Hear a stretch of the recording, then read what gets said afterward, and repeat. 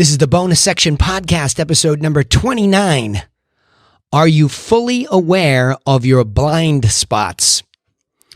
Are you the type of person that knows you were meant for something greater in this lifetime, and that somewhere inside of you there's just this bigger version of yourself trying to break free, but in spite of all your self-development attempts, you just can't seem to find a way up? Well, then, hey, you're definitely in the right place. I'm Danny Griffin, the founder of the Bonus Section and the host of this podcast, and a person just like you, trying to learn how to live the most fulfilling life possible. Now, to help you take immediate action to get moving in a better direction, we take the notes from each episode and we post them at freethinkingtools.com. That's freethinkingtools.com. We leave them there for a short period of time, so you have some notes to work from so that you can work on yourself after each of the episodes when you kind of keep the pace with us or whatever. Whenever you jump into the game with us, we don't care. We're just glad you're here. All right. Are you fully aware of your blind spots?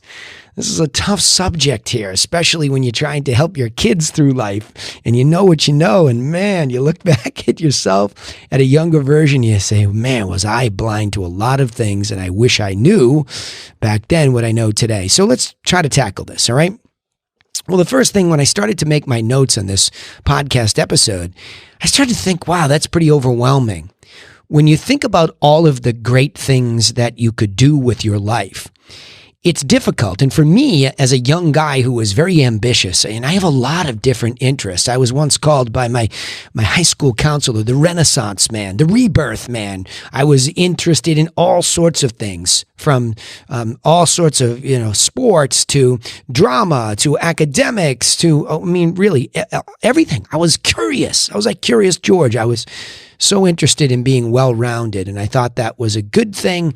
But you get spread very thinly when you don't specialize in anything. So the first question I asked myself here in this podcast was, is it even possible to be fully well-rounded? Is there such a thing?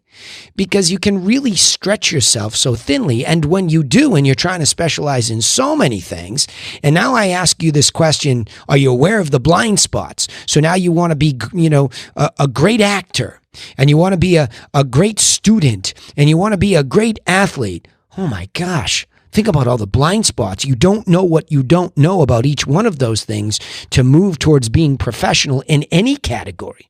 And when I say professional, I just mean the journey of improving. And we all know that as we work hard at something, we can't believe we didn't know what we didn't know. And that's the discovery of what we were blinded to. So it becomes overwhelming when you think about it that way. So my best recommendation, and I've done this with all of my kids, and I recommend it to all of you, specialize in something that you love. I think that's the best place to start. You have to think about something you love. And it's ironic, every time I do one of these bonus sections lately, I've watched some documentary that's fascinating to me. And I watched this struggle of this young guy in one of these documentaries really try to find out, why did he feel so empty and broken? And the truth was because he was simply trying to fulfill who he thought he was supposed to be for his father in particular. That was the essence of this entire documentary, and it hit me like a ton of bricks. And it's like, again, I'll say over and over, just give yourself permission to be you. You don't owe anybody anything, including your parents, no matter what they paid for, no matter what schools they sent. You don't owe anybody anything. In fact, that's a pretty quick way to get yourself really, really stuck in between your ears. So stop trying to be so fully and crazily well-rounded like I did as a kid, and focus on something. And now the next thing, as you focus on that thing that you love. And by the way, give yourself permission. I know I talk about this a lot there, but that's a moment that's tough. Well, I don't really know what I love. Yes, you do. Yes, you do. It's the thing you think about before you go to bed. It's the thing you dream about when you're sleeping. It's the thing you think about when you're waking up. You know, it's there. Maybe it's standing off in the corner like a white elephant, but it's there. It's a hobby maybe right now. It's just a concept. I could never do it. It maybe scares you to death, but it's there. So once that's identified and you start to move in its direction, identifying the blind spots that are keeping you from that thing, now that becomes an endeavor that becomes more doable. So think about that. If you want to become a great athlete and you have this sport and you're looking at other people who already have what you want.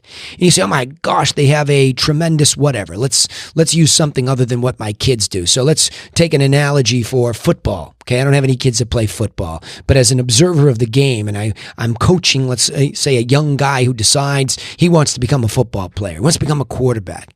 And then we just sit in the stands and we sit there and we say, hey, let's watch this person at a professional level. Just watch them. Let's just watch what they do. Oh my gosh, they drop back so beautifully with the ball in their hands. The spiral that they throw, the arch, how the ball travels, the way it falls right into the receiver's hands, the way they hand the ball off so seamlessly, the way they make the adjustments of the line. You get the point. There are all of these little nuances to a professional. I mean, this could be a lawyer. You could go and watch somebody in a courtroom and watch a prosecuting attorney or a defense attorney, and you could watch all the things that they do. Do they take notes? Do they walk over to the jury box? Do they look at the judge? Do they look at their own client? So many subtleties that are involved in this episodic moment in time that we just become these great observing students of the thing that we see, and that identifies the blind spots. I had no idea that if I wanted to become that thing, I had to do this thing. See what I mean? Now all of a sudden you're identifying it. So let me go back to my kids for a second. Inspiring this particular episode, I'm talking to my real academic son, whose endeavor is to go to some of the best schools, or at least apply and be accepted to some of the best schools in the country. And so when we talk about the blind spots, there are so many wonderful things that he has. But then we look at this thing and we say, well, wait a minute. You got a little hole here in the testing, the universal testing mechanism that's out there. You just can't ignore that. If you want to be academically at the top of the game, this is this thing that needs to be dealt with. It's a little bit of a blind spot for you because you're all in on these other places, other spots in this skill set that's required, and they're wonderful. But you keep doubling and tripling and quadrupling down on that, and you leave this blind spot. So see, oftentimes a blind spot, even though it becomes identified, it doesn't mean we necessarily do anything to get after it and to fix it and to not keep it so blind or keep it so understudied. And we don't build a skill set around it, because that's the next point here. I think when we find a blind spot, we recognize it. We have that twinge. Oh, I should have shot more pucks. I should have shot the basket more. I should have stretched out more before ballet class. I should have, practiced yoga deeper, whatever it is. But I saw the blind spot and I let it go by. Like I'm on a bus and I see it and I have that twinge, and then I just put my head back down. And what I don't do is I don't get off the bus and seek, here's the next point number 3. I don't seek immediate, true, and tough strategic guidance. I don't watch a professional game and say, my hockey shot stinks. I can't throw the ball like that. I can't serve the tennis ball.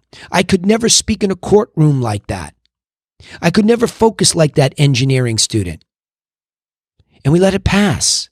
But what if you just went to the person that's doing the thing, or somebody that coached that person, and said, help, I need immediate, true, and tough strategic guidance. It's almost like asking for an intervention from somebody who has the strategies in their hand. In fact, I did it recently.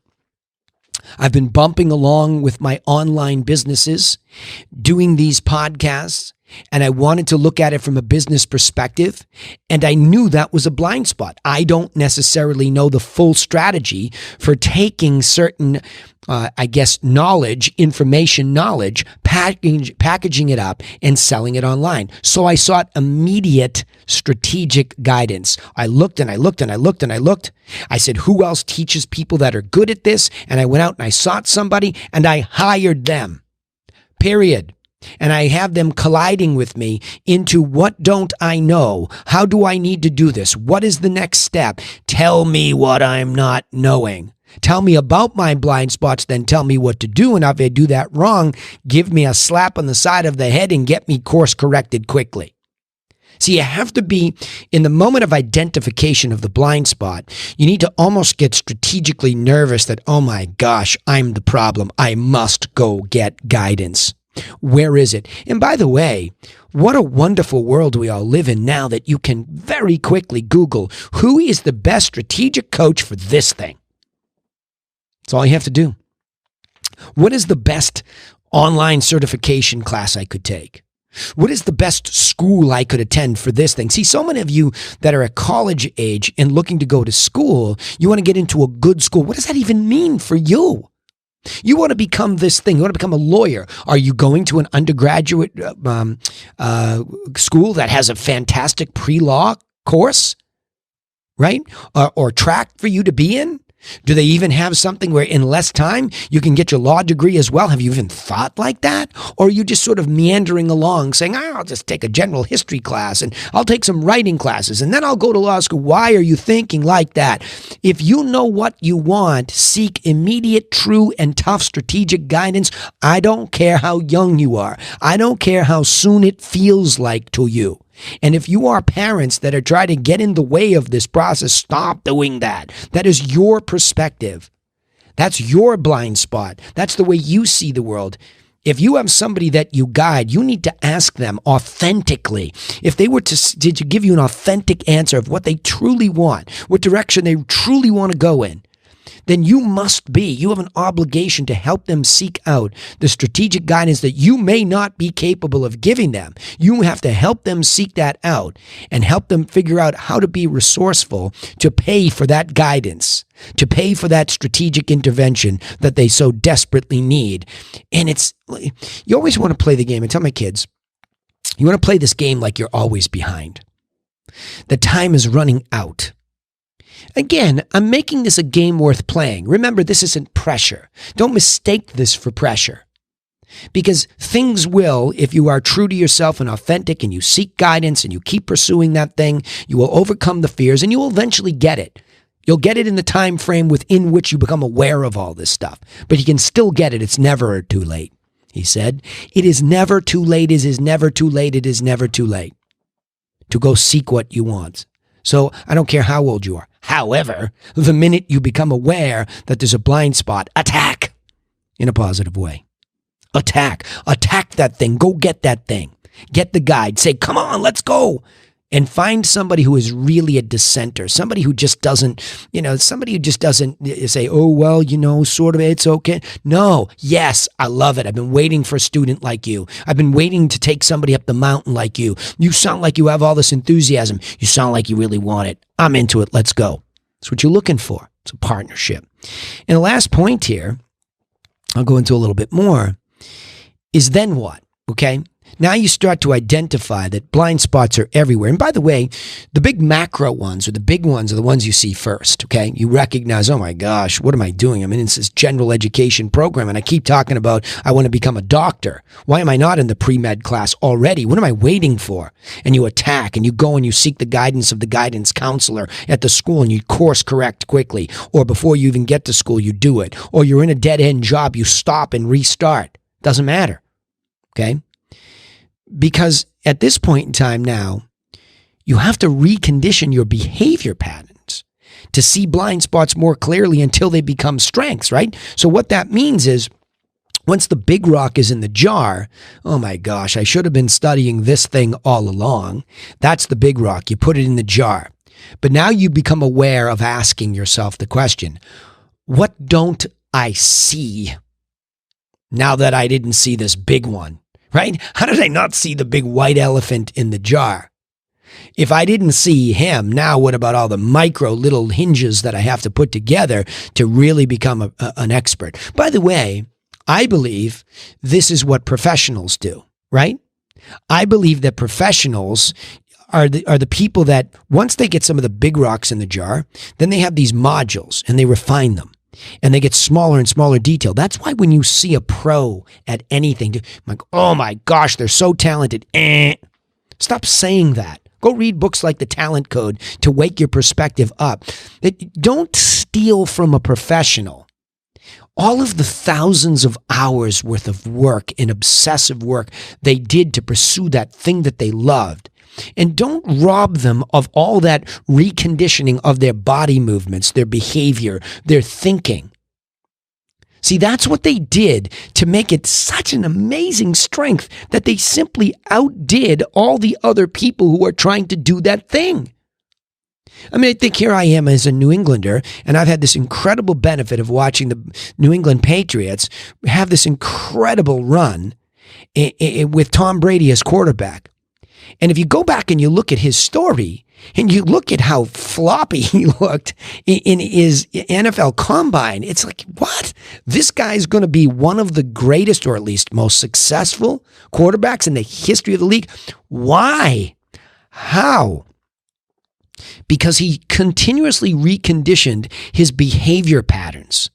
And he constantly refined them so much so that if you ever watch Tom Brady in a high-pressure situation, he never really crumbled.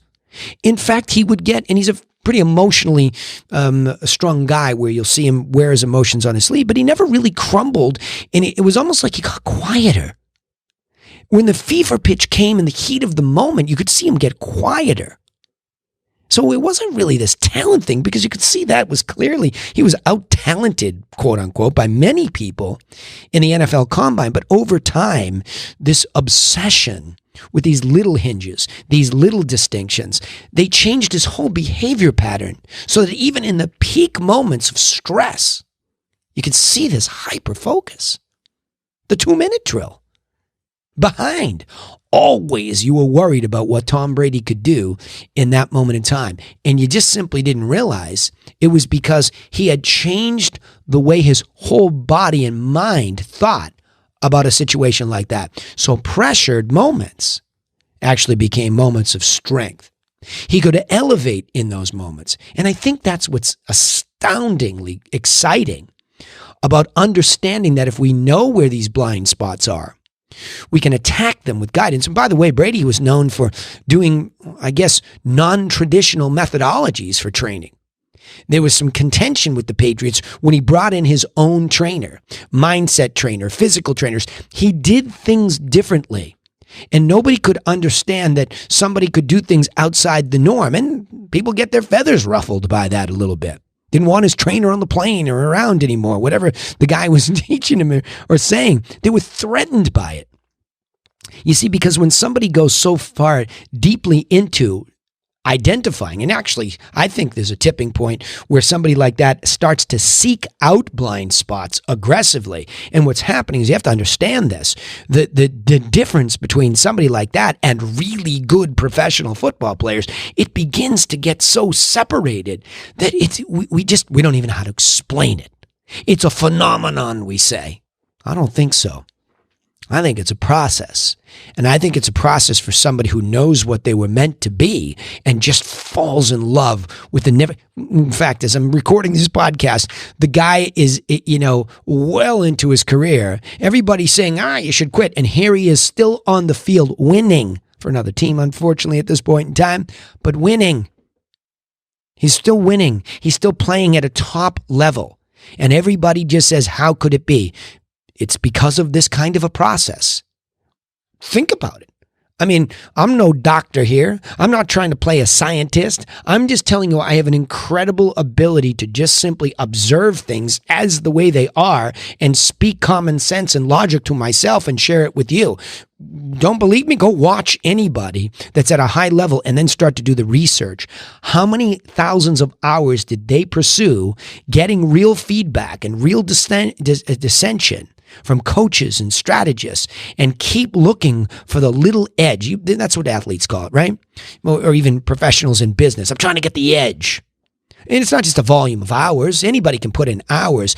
It's, did I learn something, a little blind spot, little tweak? Did I make a little synapse connect that somebody else didn't? That's what this is about. So let me go back and summarize this. I get all fired up about this podcast. I love talking about this stuff with you. Question on the table: are you fully aware of your blind spots? And I think the question to ask ourselves to start off, well, first of all, is it even possible to be fully well-rounded and be aware of all the blind spots? I'll argue probably not. So the second point would be identify the blind spots that are keeping you from what you want. Well, that's predicated on you giving yourself permission to focus first on what you want. Even if it starts off as a hobby, like I say, it doesn't have to be your occupation right now. It can be a dream. That's fine, but focus on it and play the game of trying to identify what don't you know, what don't you see that's keeping you from there. Seek that like a game itself, right? And then the key is once you understand that there are these blind spots, 3, you must seek immediate, true, and tough strategic guidance. Get coaches, get mentors who will smack you right between the eyes with the truth. My mother used to call that a truth pill. She gave me a lot of those. It was painful over the years, but I've come to accept them, Mom. Also, recondition your behavior patterns. Once you start to see these blind spots, recondition it so that more clearly you're seeing them, and now your pursuit of them helps them become almost like your strength builders. By finding a blind spot, fixing that blind spot, becoming better at it, you turn it into a strength. So seeking them is making you stronger. All right? All right, let me summarize it this way. It's certainly impossible to be fully aware of everything that surrounds us in life, that's for sure. However, it is critical to seek out and become aware of the blind spots which are keeping us from our goals and our dreams.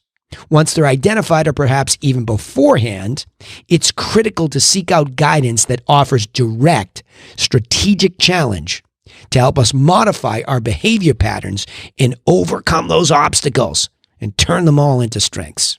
All right, now remember, you can take immediate action to get moving in a better direction for your life because we take all the notes from each episode and we post them at freethinkingtools.com. Freethinkingtools.com. Freethinkingtools.com. Also, don't forget to subscribe to this podcast on iTunes, Spotify, or wherever you listen so that you don't miss out on any insights each time we upload an episode. We also post all of them on our social media channels, so remember to turn on your notifications for the bonus section, and you won't miss the reminders. We'd also appreciate it if you would share our content with other people who are just like you so that they get the help that they need, and you can join our big mission of becoming people for others. Now remember, I part the same way in all my podcasts. Nobody's coming for you. So go get to work on a plan for you and your life so that it improves in the direction that you want it to be. But we, me, I, us, all of us, we will be here for you in the next episode. Thanks for listening.